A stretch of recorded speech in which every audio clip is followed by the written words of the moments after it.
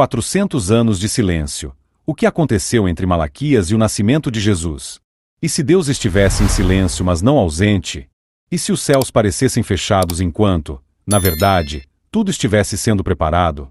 Entre as últimas palavras do profeta Malaquias e o nascimento de Jesus, passaram-se 400 anos. Nenhum novo livro foi escrito. Nenhum novo profeta se levantou com "assim diz o Senhor". Mas foi nesse período que viveu Eliabe. E a história dele pode ser a sua. Eliabe nasceu em Jerusalém poucos anos depois das últimas palavras do profeta ecoarem entre o povo. Seu pai era escriba e costumava repetir as escrituras durante as refeições. Ele dizia: "Filho, Deus prometeu enviar um ungido. E Deus não falha." Quando criança, Eliabe imaginava o Messias chegando com poder, libertando Israel, restaurando a glória do povo. Mas o tempo passou. O domínio persa foi substituído pelas conquistas de Alexandre, o Grande. A cultura grega invadiu Jerusalém. A língua mudou. Costumes estrangeiros começaram a influenciar os jovens. Eliabe cresceu em meio à confusão. Ele via seus amigos se adaptando aos novos costumes. Alguns diziam que era preciso evoluir. Outros tratavam as promessas antigas como metáforas. "Talvez o Messias seja apenas simbólico", ouviu certa vez. Essas palavras o feriram profundamente. Ele ainda frequentava o templo. Ainda orava. Mas dentro dele crescia um medo silencioso. E se Deus tiver nos esquecido? Certa noite, angustiado, abriu o rolo do profeta Isaías e leu: "Mas os que esperam no Senhor renovarão as suas forças, subirão com asas como águias." Isaías 42:31. Esperar. A palavra parecia simples, mas era pesada. Esperar quando há sinais é fácil. Esperar quando tudo parece parado é uma batalha. Os anos avançaram e a opressão aumentou. Soldados estrangeiros patrulhavam as ruas. Revoltas eram sufocadas com violência. Eliabe viu vizinhos sendo levados. Viu mães chorando. Naquela noite, ele subiu ao terraço de sua casa e orou com o coração quebrado. "Senhor, o Senhor prometeu. Onde está o libertador?" O vento soprou. Nenhuma resposta. O silêncio parecia ensurdecedor.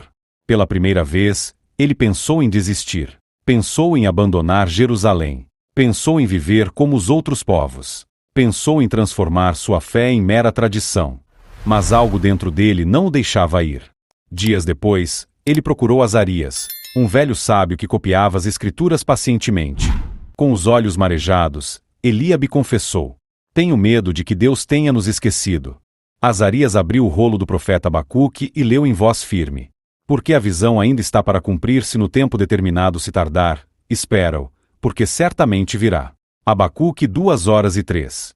Depois, olhou para Eliabe e disse: "O silêncio de Deus não é abandono, é preparação." Aquelas palavras mudaram algo dentro dele. Preparação? Azarias explicou que impérios estavam se levantando e caindo. Estradas estavam sendo construídas. Uma língua comum estava se espalhando pelas nações. Sinagogas surgiam em várias cidades. Sem perceber, o mundo estava sendo preparado para algo maior.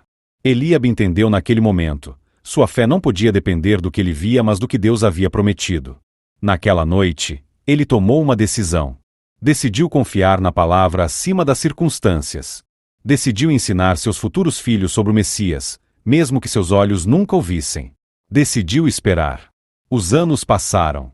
Eliabe se casou. Teve filhos. Reunia a família ao redor da mesa e repetia as promessas. Não como quem conta uma história antiga, mas como quem guarda uma esperança viva. Quando o medo voltava, ele lembrava: "Se tardar, espera-o, porque certamente virá." Ele envelheceu sob domínio estrangeiro. Seus cabelos ficaram brancos. Seu corpo enfraqueceu. Mas sua fé se fortaleceu.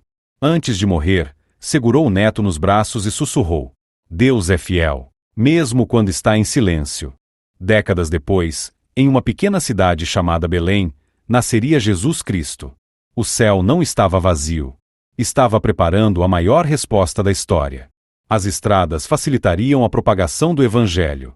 A língua comum permitiria que a mensagem atravessasse fronteiras. O mundo estava pronto.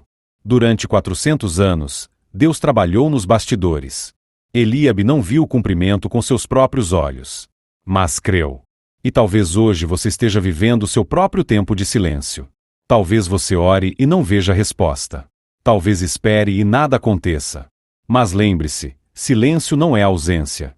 Se Deus cumpriu a maior promessa da história no tempo exato, Ele também cumprirá as promessas feitas à sua vida. Espere. Confie. Permaneça fiel. Porque o Deus que trabalha no invisível é o mesmo que surpreende no momento certo. Se essa história falou com você, não deixe essa mensagem parar aqui. Curta o vídeo para que mais pessoas sejam alcançadas. Compartilhe com alguém que esteja vivendo um tempo de silêncio, alguém que precise lembrar que Deus continua trabalhando. Inscreva-se no canal e ative as notificações para não perder as próximas histórias que fortalecem a fé. E eu quero saber de você, o que Deus falou ao seu coração através dessa mensagem? Comente aqui embaixo. Que o Senhor fortaleça sua fé, mesmo nos dias em que tudo parece silencioso.